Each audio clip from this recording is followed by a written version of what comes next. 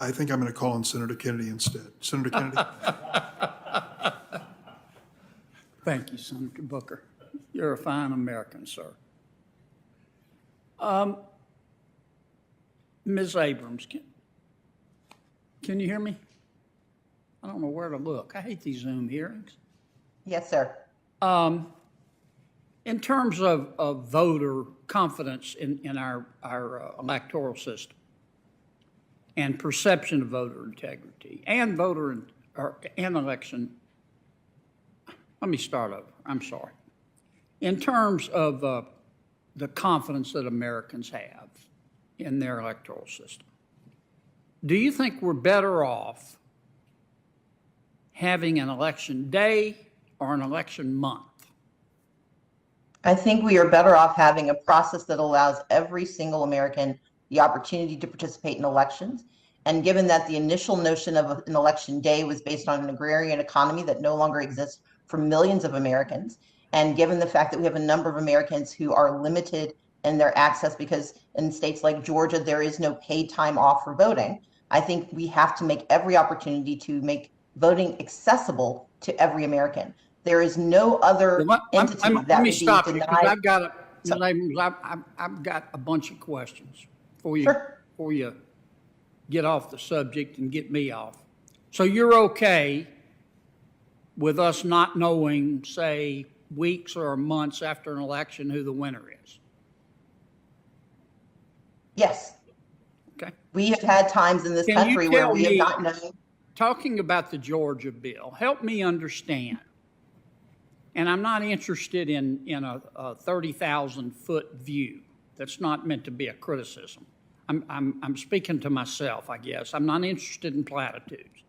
Tell me, you're against the Georgia bill, I gather. Is that right? I'm against certain provisions of it, yes. Okay, and I think you've called it a racist bill. Am I right? I think there are provisions of it that are racist, yes. Okay. Tell me specifically, just give me a list of the provisions that you object to. I object to the provisions that remove access to the right to vote, that shorten the federal runoff period from 9 weeks to 4 weeks, that restrict the time that a voter can request and return an absentee ballot application, that eliminate slow down for me because our audio is not real good here. Certainly. Could you start over for me? Certainly. Thank you. It shortens the federal runoff period from 9 weeks to 4 weeks. Okay. It restricts the time a voter can request and return an absentee ballot application. Right. It requires that a voter have a photo identification or some other form of identification that they're willing to surrender in order to participate in the absentee ballot process. If I can stop you, that's where they're going to not comparing signatures, but to voter ID? Yes, sir. And as Ms. Eiffel has pointed out, we would become only the 4th state in the nation to require voters to put at risk their identity. What else? What else? It eliminates over 300 hours of Dropbox availability. Okay, what else? It bans nearly all out-of-precinct votes. Bans what? I'm sorry? It bans nearly all out-of-precinct votes. Okay. Meaning that if you get to a precinct and you are in line for 4 hours and you get to the end of the line and you are not there between 5 and 7 p.m., okay. You have to start all over again. Is that everything? No, it is not. No, sir.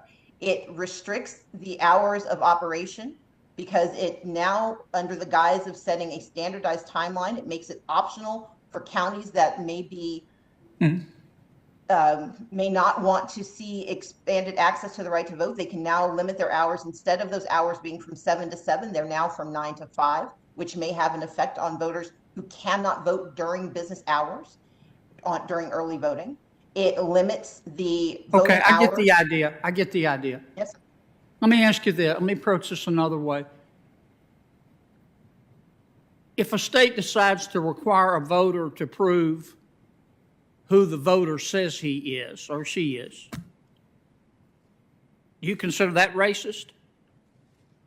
Not at all, sir. Voter identification has been a part of the American theory of democracy almost from the beginning. You're okay with it?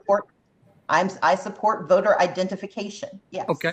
How about ballot harvesting, where, and I heard earlier you were talking about letting the tribal elders collect ballots. I'm not talking about that. I'm talking about where the parties, and believe me, both parties will do it and probably are doing it, pay operatives to go out and help people with their ballots and collect their ballots.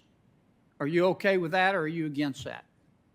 I don't think it's an either or situation. I think it depends on what the conditions are, what the rules are, but making it easier for those who want to participate in elections to do so with safely and securely, I think it's So worthy you're of okay with ballot harvesting?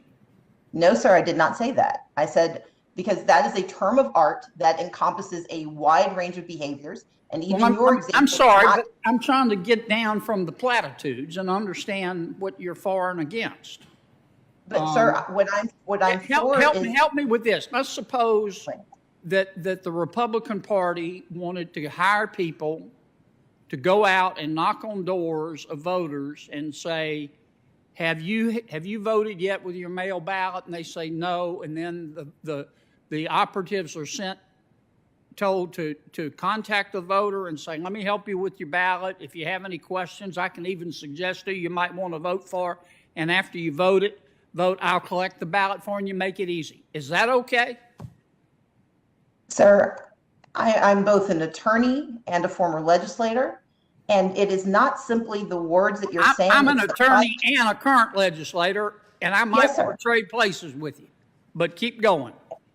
And so my point is, as you and I both know, that the context, the rules, and the structure matters. Now, in the very narrow circumstance that you just described, if there are no controls and if it turns into buying votes, of course I object to that. Okay. But if you look at the piecemeal components that you're describing, and if we are talking about how do we make it easier for voters to participate in elections, I'm not certain what that looks like, but what you described in this very specific and narrow construct, it sounds like you're in violation of a number of different rules, not the least of which is buying a vote. All right, let me ask you one last question. Our chairman's really indulged me here. Do you think it was a smart thing for President Biden to do when he called everybody who supported the Georgia bill a racist? I think that this bill is grounded in racial animus. I think that the language that we are using to describe. Can I ask you how you know that, madam? I mean, it's an honest question. How do you know that? Because for 15 years, the Republican Party of Georgia not only sanctioned but celebrated its vote by mail provisions. It was only after voters of color for the first time in 15 years successfully used those provisions in favor of the party that they disproportionately support that those rules changed. It is that for years, for more than nearly 2 decades, we had early voting hours that supported voters that were perfectly fine. It was only after communities of color used those provisions in but why excess doesn't of that hurt black people and white people and brown people? This is what I think it hurts everyone. If you've watched me, I have fought for the right to vote for every person. No one is entitled to victory. But that's a long way from the president calling people a racist because they support a state. Sir, I'm responding to the question that you asked me. My point is that when your motivation is grounded in the race of those who are engaging in behaviors that you disagree with, that is racist, particularly when it is targeted at communities of color by people in power. I agree with that. I agree with that. The chairmans have gavelled me. I just need to ask, how do you know that's what they meant? Because we asked them not to do it because we showed them what the effect was, and they refused to answer, and they refused to abide.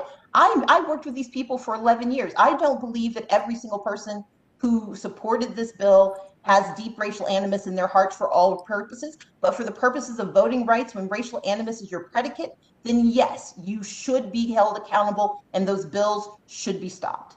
Thank you. I'm sorry I went over, Mr. Chairman. Thank you, Senator Kennedy. Senator Padilla. I'm sorry, Senator. Thank you, Mr. Chair. I invite